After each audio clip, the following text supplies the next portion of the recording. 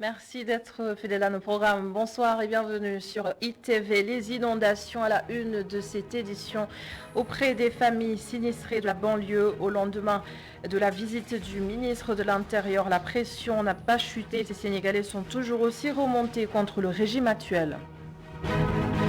Un autre débat s'est ouvert et la polémique tourne autour d'une interrogation. Où sont donc passés tous ces milliards décaissés pour la gestion des inondations? Thierno Bokoum réclame une enquête parlementaire et une implication de l'OFNAC. Le montant de la caution pour les élections municipales et départementales est désormais connu, 15 millions de francs CFA selon une note du ministère de l'Intérieur à voir dans quelques instants. Et enfin, nous irons à Kigali en fin d'édition. L'Afrobasket démarre demain dans la capitale rwandaise. Notre envoyé spécial Seiko Seydi est allé voir les médias locaux. L'événement continental se prépare et rien n'est laissé au hasard.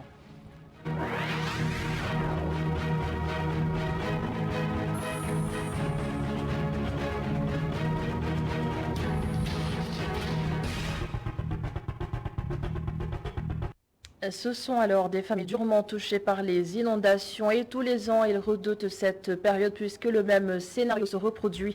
Les sinistrés de la banlieue vivent des conditions très précaires au moment où plusieurs milliards de nos francs ont été prévus, annoncés pour gérer définitivement la question des inondations et au lendemain des manifestations qui ont éclaté sur l'autoroute suite à la visite du ministre de l'Intérieur Antoine Félix Diome. Nos équipes se sont rendues auprès de ces familles éprouvées par ces inondations. Voyez ce reportage de Boubacar Dia. Sur des centaines de mètres de l'eau, plus aucun centimètre de goudron n'est visible.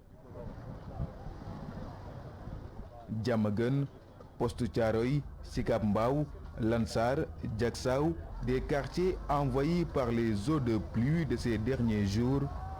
Ici, la desserte est assurée par ces charrettes.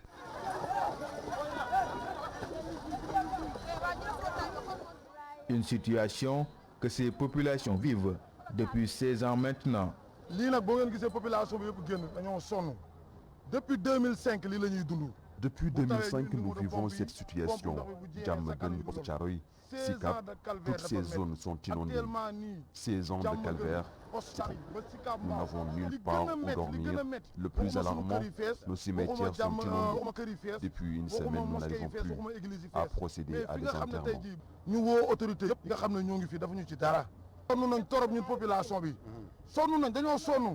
Autre lieu, Keur Massar. Nous sommes à la cité Camille Basse. En face, la cité Parcelles Assainies disparaît sous les eaux. De pas les choses vraiment, parce que la quantité d'eau qui est ici, donc c'est pas 2 à 3 comptes qui va évacuer cette eau. Vraiment c'est difficile. Ouais, mais ils sont à l'intérieur, ils sont cloués dans leur maison, ne peuvent plus sortir. Hein? Ceux qui sont presque toutes les familles sont par exemple au niveau de leur terrasse, c'est un peu difficile. Et la situation est plus qu'alarmante, mon cher. Voilà, ce qu'on a vécu ici cette année, on a reçu plus d'eau que l'année dernière même. D'autres populations qui passent leur nuit dans les eaux, celle de la cité Double-Less, un des quartiers flottants de Keur Massar. Ici, c'est une marée humaine qui a accueilli le ministre. Les habitants sont exténués.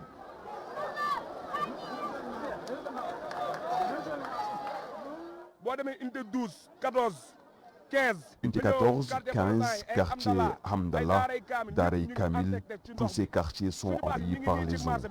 Nous avons perdu des millions ici. Toutes nos boutiques sont fermées, nos mères n'arrivent même plus à vendre quoi que ce soit. Ces populations ne veulent plus entendre parler du plan Orsec. Mais le plan Orsec, on ne peut pas chaque année lancer un plan Orsec. Voilà. Donc la situation, c'est les ouvrages qu'il va faire. Ils ont prévu des caniveaux, mettre un canal, mais qu'il soit achevé et qu'il soit pour soulever, en fait, pour soulager la population. C'est un peu compliqué, la situation qu'on est en train de vivre, c'est très difficile, monsieur.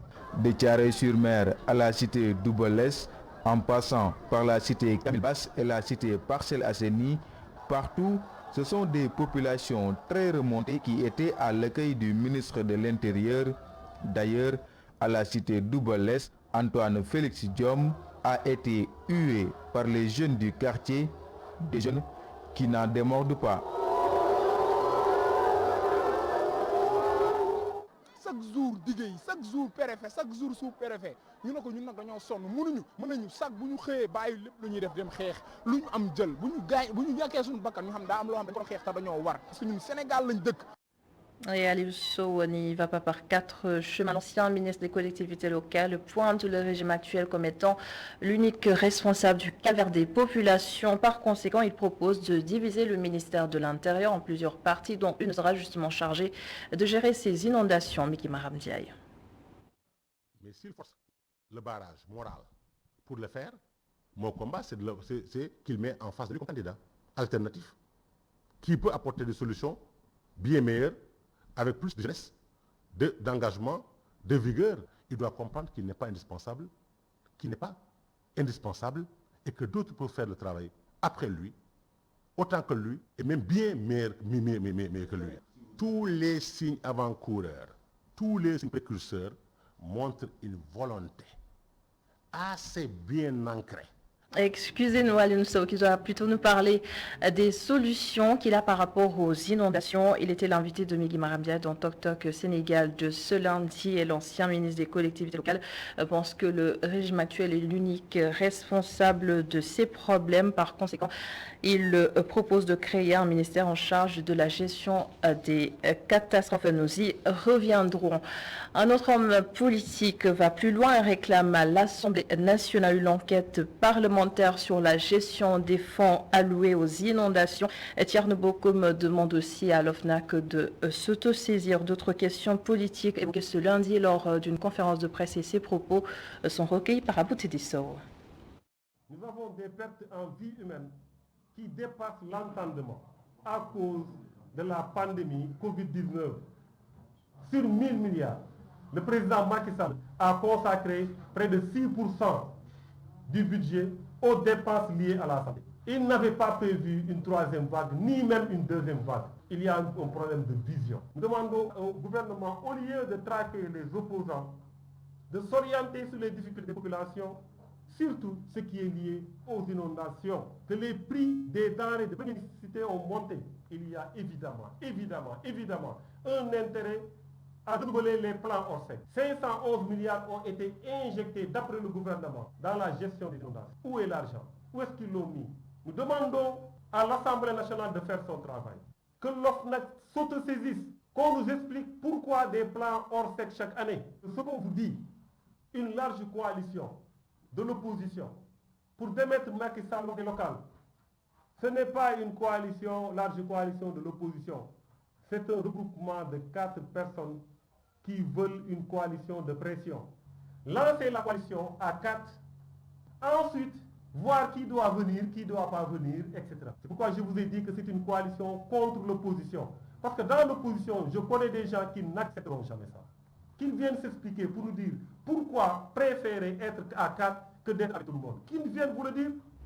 Et pendant ce temps aussi, la pluie arrose les récoltes. Une aubaine certes pour les producteurs agricoles, mais ces derniers sont en même temps très en colère contre les industries chimiques du Sénégal et l'État aussi. Et c'est toujours à propos des engrais. En plus d'être introuvable, le prix du sac passe de 7 000 à 18 000. Correspondance à Damassara. Les distributeurs et producteurs agricoles du Sénégal sont alertes. Selon eux, à ce stade de l'hivernage, les cultures ne se portent pas bien. La faute au non-respect des itinéraires techniques dans l'utilisation et dans l'application des engrais. En effet, l'engrais est presque introuvable dans le pays. Au moment où les plantes et les semis, on a plus que besoin. C'est la croix et la bannière pour trouver de l'engrais par des paysans complètement laissés en rade, désabusés par une mauvaise politique et une absence totale de distribution dans le système de distribution des engrais fabriqués par les ICS. À ce stade de l'hivernage, les cultures ne se portent pas bien.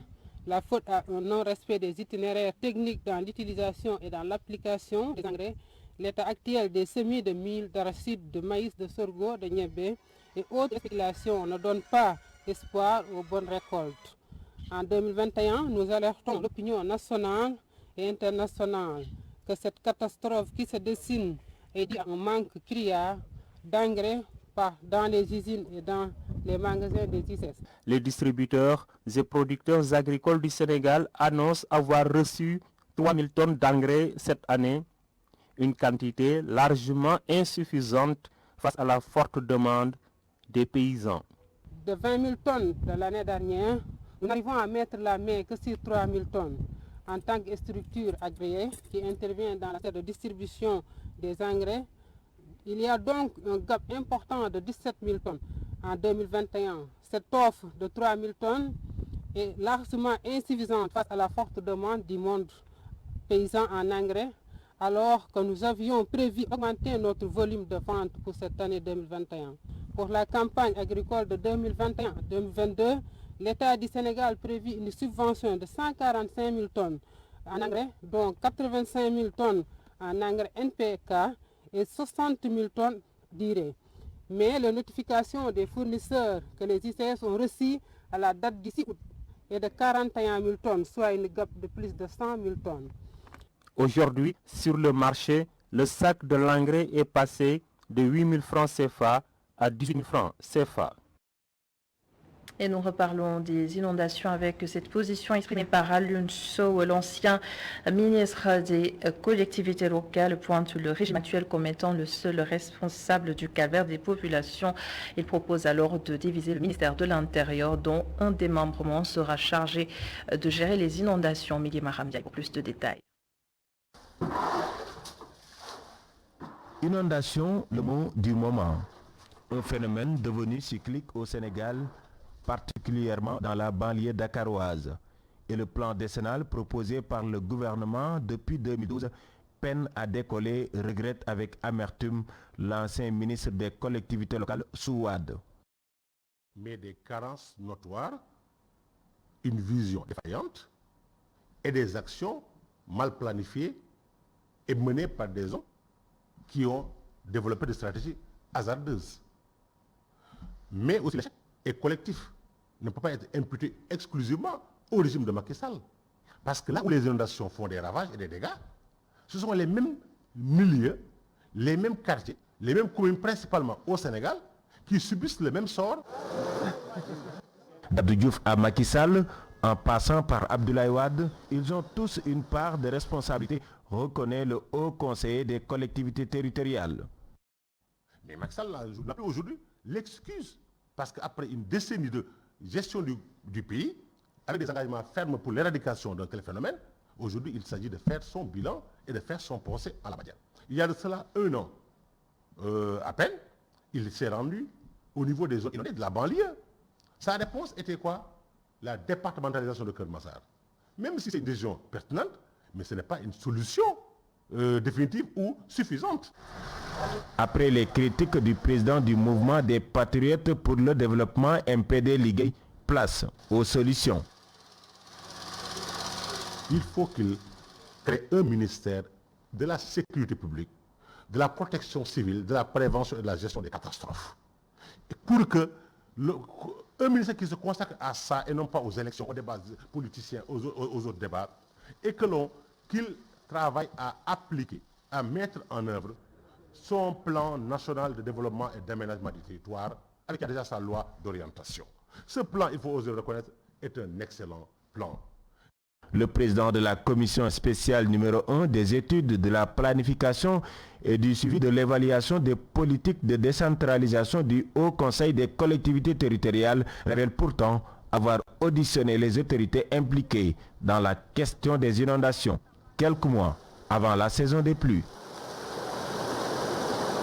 Merci beaucoup Migui Maramdia. Et le montant de la caution pour les élections municipales et départementales est désormais connu et cette caution est fixée à 15 millions de francs CFA selon une note du ministère de l'Intérieur parvenue aux partis politiques, les coalitions de partis politiques, les entités regroupant des personnes indépendantes à propos de ces élections territoriales. Notez également que ce montant doit être versé à la caisse de dépôt et de consignation conformément au code électoral.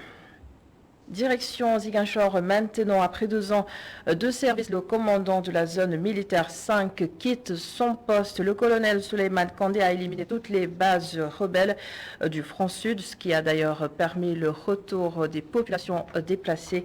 Il devient maintenant le nouveau commandant des forces spéciales, nous dit Hassan Va depuis Ziguinchor.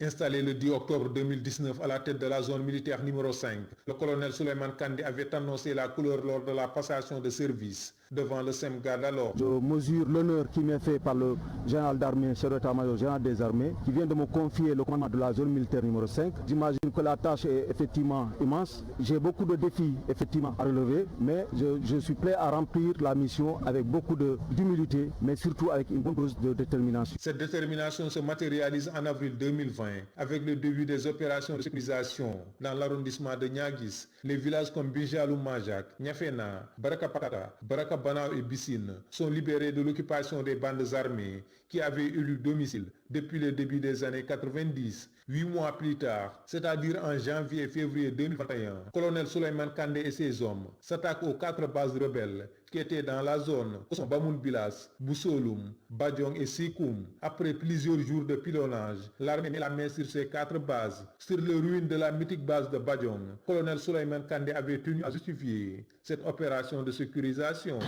L'objectif majeur de cette opération consiste à réaliser les conditions pour un retour en sécurité des populations de la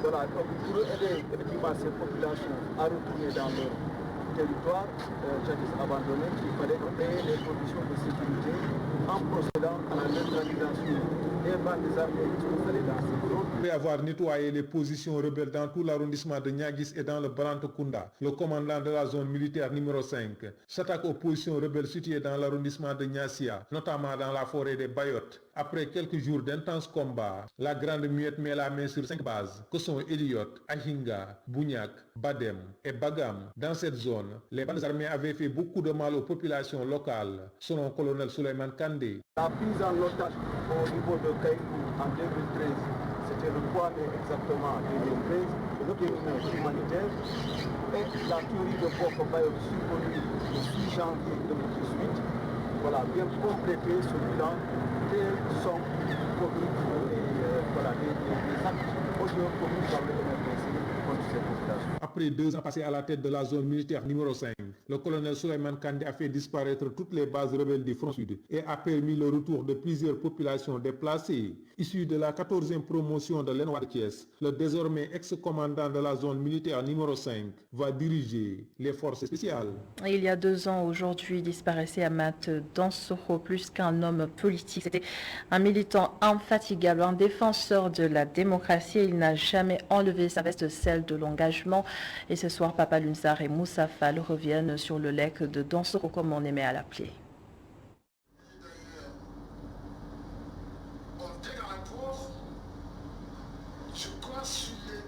La magie du virtuel l'immortalise avec un discours toujours d'actualité. Celui qui le regarde est celui qui était son élève, l'éternel élève toujours ébahi par la profondeur des paroles de son maître qui a fait de la politique son sujet favori avec un seul thème, l'engagement. Le discours d'Dansokho était un discours qui était construit à partir de 1972. Là où le comité central du parti avait lancé un appel sans exclusive à toutes les forces qui veulent se battre pour la République et la démocratie de se retrouver ensemble. Que vous soyez dans l'opposition ou dans le parti, si vous êtes convaincu qu'il faut se battre pour la République et la démocratie et la justice sociale, le PIT vous lance un appel. 2 ans après sa disparition, le leader du PIT a laissé un vide immense qui fait effet dans le champ politique avec des acteurs toujours d'accord que sur leurs désaccords. Dans l'opposition, comme dans les partis au pouvoir, il y a toujours des forces progressistes et démocratiques qu'il faut pouvoir rassembler. Dans l'opposition, il y a des forces réactionnaires. Dans le pouvoir, il y a des forces réactionnaires. Donc ces forces réactionnaires dans les 2 camps, il faut pouvoir les isoler en se retrouvant. Voilà la philosophie de base de l'attitude de Dansokho et du parti qu'il a eu à diriger après notre feu secrétaire général, Seydou Sissoko, qui était à la base de cette théorie. Les belles pages de l'héritage idéologique d'Amath Dansokho feuilletées par Alioune. Le patron d'Africadium Center a cheminé avec l'homme politique, un modèle en voie de disparition dans ce contexte actuel.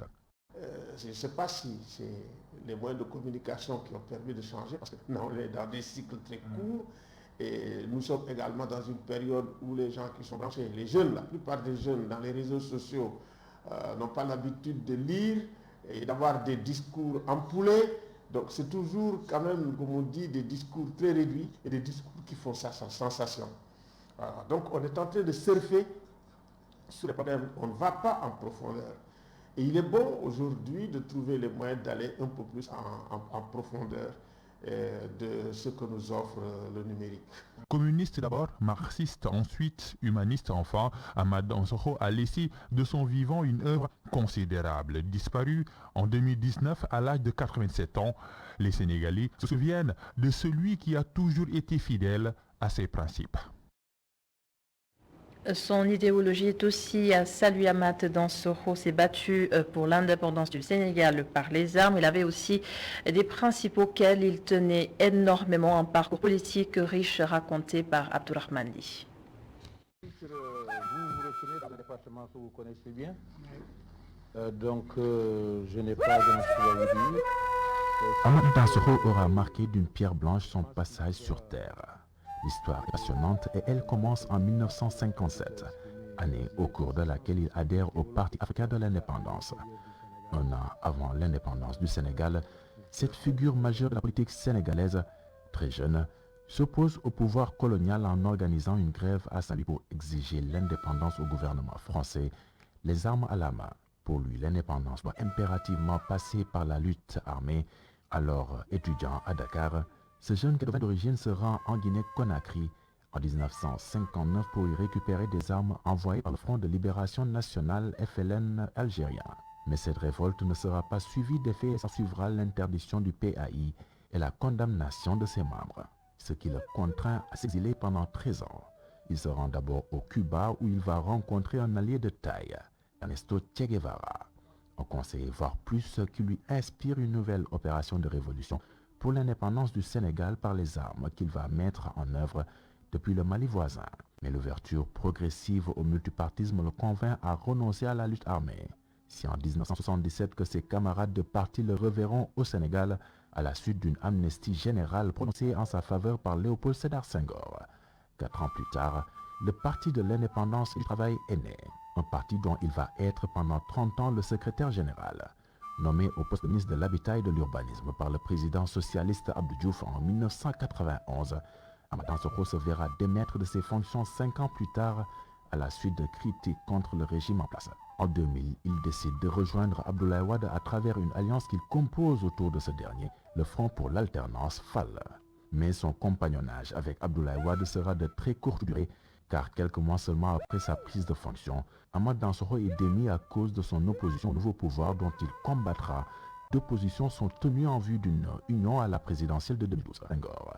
4 ans plus tard, le Parti de l'indépendance et du travail est né, un parti dont il va être...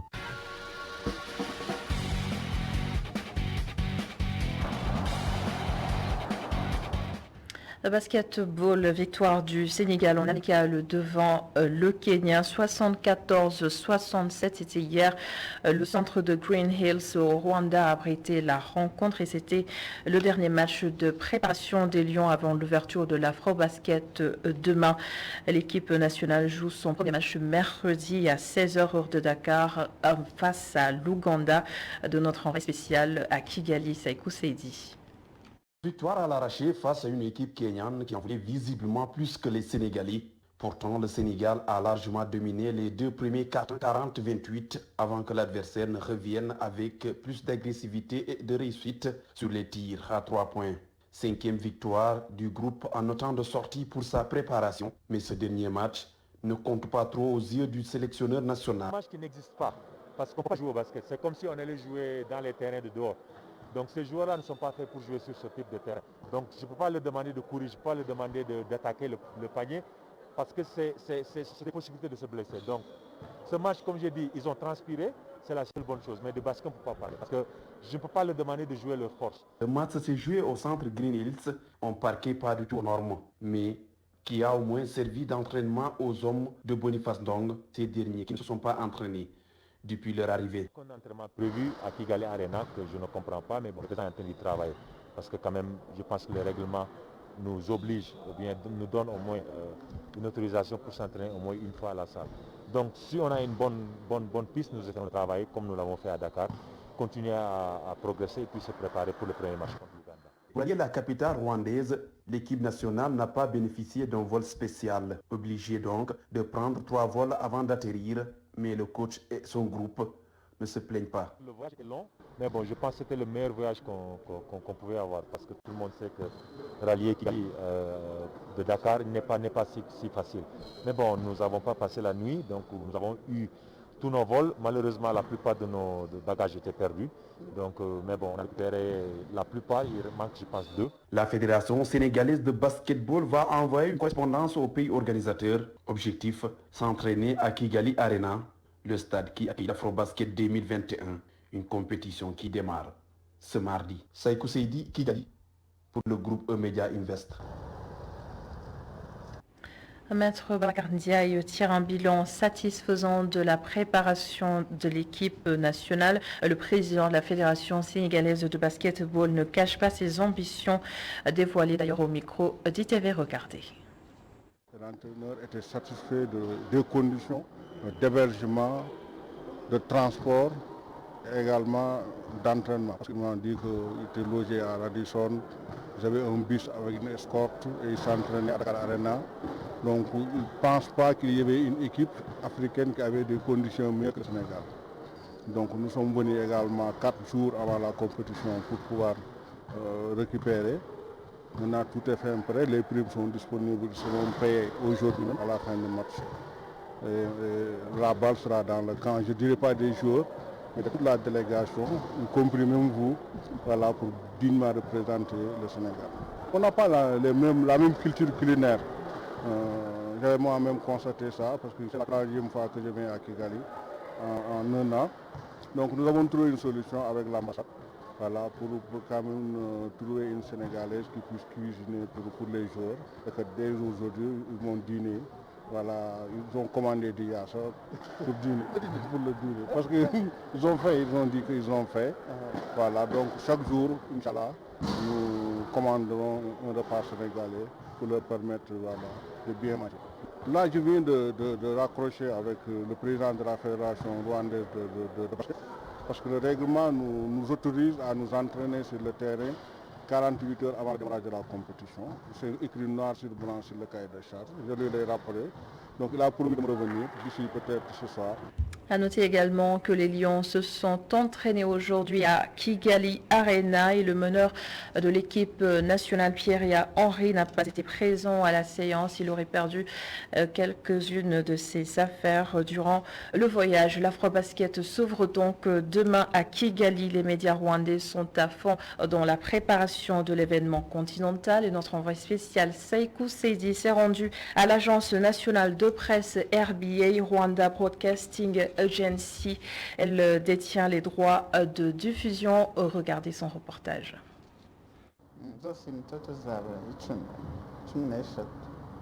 Innocent Gurunziza est au téléphone avec son équipe qui est à Kigali Arena pour les installations. Il est le directeur technique de RBA Rwanda Broadcasting Agency, l'agence de presse publique.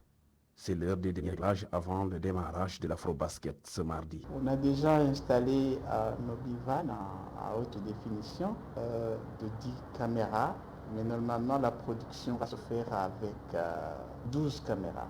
On a un système de ralenti qui va à 6 entrées avec 2 sorties.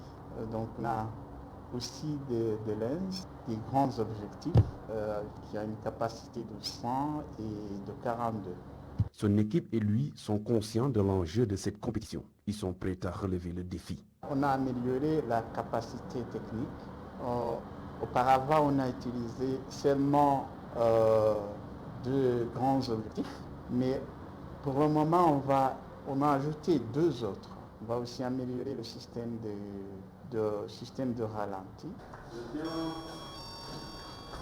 Nous empruntons l'ascenseur pour accéder au studio de la radio. Sur place, Jean-Claude Vidigira anime l'émission quotidienne avec le Desk Sport. L'émission s'appelle Urubuga rw'imikino en Kinyarwanda. L'espace des sports en français. C'est l'émission la plus écoutée au Rwanda.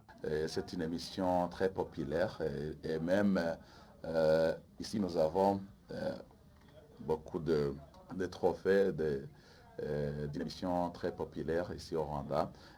C'est une émission bien suivie parce qu'il rassemble beaucoup de jeunes. Jean-Claude et le Desk Sport sont prêts pour la couverture de l'Afrobasket. C'est une compétition très grande et de haut niveau qui rassemble des gens de plusieurs pays. Nous sommes prêts parce que nous avons un journaliste qui vont y participer depuis le début jusqu'à la fin. RBA détient les droits de diffusion de la 30e édition de l'Afrobasket masculin. Le groupe de presse public rwandais est déjà pris pour la diffusion des matchs sur ses supports, selon son directeur général. Là, les droits que nous avons, c'est pratiquement diffuser tous les matchs.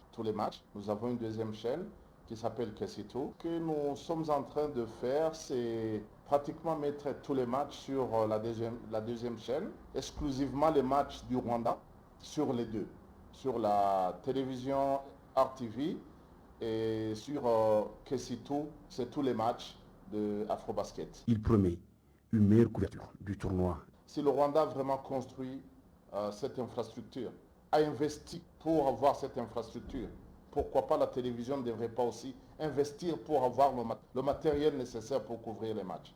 Et voilà, nous avons un van qui est professionnel, qui est vraiment ultra moderne. C'est à base de ces infrastructures que nous allons couvrir, que nous allons montrer aux Rwandais et le monde entier que nous sommes capables. L'Afrobasket masculin démarre ce mardi à Kigali Arena. La télévision nationale rwandaise est déjà prête à offrir un meilleur rendu à 13 millions de Rwandais et aux passionnés de la balle orange. D'ailleurs, Merci beaucoup Saïko Seydi. Le Tour d'Europe des Lions en football et c'est pour clore la page des sports. En France d'abord, Idrissa Gana Gueye marque son premier but lors de son premier match avec le PSG cette saison. Annoncé en Angleterre par Makhtar Sarr a délivré une passe décisive avec Metz et en Angleterre, Sadio Mané ouvre également son compteur au but. Le Tour d'Europe des Lions, c'est avec Cher Diop. Nous débutons en France pour ce Tour d'Europe des Lions. Premier match, premier but pour Idrissa Gana Gueye cette saison. Le milieu de terrain sénégalais a inscrit un joli but sur une lourde frappe face à Brest. Abdoul Ahad Diallo était également titulaire sur le flanc gauche parisien. Les rumeurs de son transfert n'ont décidément pas déstabilisé malgré son jeune âge. Pape Matar Sarr a joué et délivré une passe décisive lors du match nul, un but partout entre Metz et Reims. Mamadou Lamine Gueye, Ibrahima Niane et Cheikh Tidiane Sabali étaient également de la partie. Avec un Alfred Gomis solide sur sa ligne, le Stade Rennais s'est imposé 1-0 face à Nantes. En Ligue 2, le Havre a battu Niort 2-1 grâce à un doublé de Jamal Thiaré. En Angleterre, Sadio Mané ouvre son contre-but avec Liverpool. Le Lion a attendu la deuxième journée pour marquer son premier but de la saison face à Burnley pour une victoire 2-0. Encore un clean sheet pour Edouard Mendy. Le gardien de but de Chelsea était impérial lors de la victoire des Blues dans le derby londonien sur la pelouse d'Arsenal 2-0. Edou qui réalise du coup son 27e clean sheet en 47 matchs joués avec Chelsea. Habitué à jouer en défense centrale ces derniers temps, Cheikhou Kouyaté a été replacé au milieu de terrain ce week-end par Patrick Vieira et Crystal Palace a été tenu en échec par le promu Brentford 0 but partout. Victorieux la semaine dernière, Ismaïla Sarr et Watford ont été battus par Brighton 2-0. En Liga, Mallorca a surpris les Ganes à domicile 1-0. Amad Ndiaye Diédhiou et Amadou Loum Ndiaye sont tous entrés en cours de jeu. Une Liga d'ailleurs que va rejoindre bientôt Keita Diao Baldé qui sera prêté à Valence par l'AS Monaco. En Italie, Kalidou Koulibaly et Naples ont battu d'entrée Venise 2-0. Terminons en Turquie où Famara Diédhiou a marqué pour ses débuts avec Alanya Sport, mais ont lourdement chuté face à Altay Izmir 4-1.